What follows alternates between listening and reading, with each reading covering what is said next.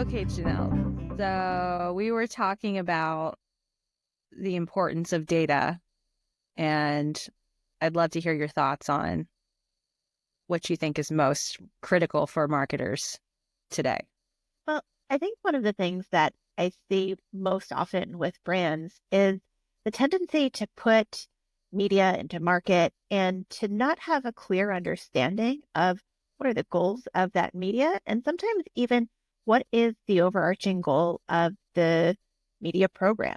Um, we talk a lot about with our clients the need for a data strategy and to really make sure that we've mapped back all of our tactics and our channels to clear business objectives, and that we know ahead of putting things into market, what are the things that we expect? What are the outcomes that we expect online, and how are we optimizing those channels? And then ultimately, how does our program influence our business outcomes? And what are the various different ways that we're going to use to measure those outcomes? We have definitely seen over time where the the necessity of having this predefined makes sure that you're not scrambling after you've put things into market, and you can know as soon as something is live whether or not it's working, and you're not necessarily cherry picking to find the right numbers that tell the story that you want to tell. It's something that helps keep everybody honest and consistent across all of the various different channels. Can I ask you a tough question? Absolutely. There's that age-old question that we say to marketers and brands we work with that they can only have one goal, they can't have two goals. Do you believe in that, or do you think there's two goals is possible to optimize towards?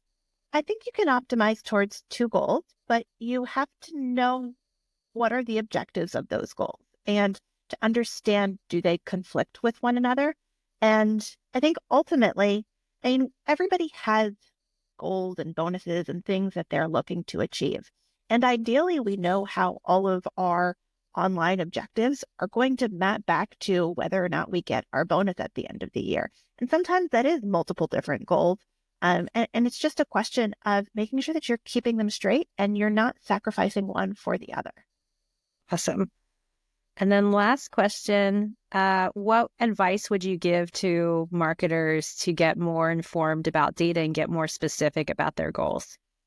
So I think the first thing, and probably the most important thing, is to not be scared of data and things being technical.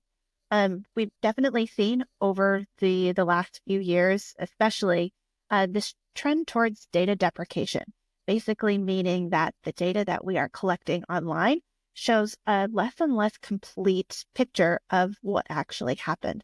We don't need to get into all of the factors behind that here, but what this means is that marketers who are successful and who are developing successful strategies are going to know about those trends that are impacting data collection. They're also going to understand how data is collected and how that is going to influence the numbers that they see within the engines.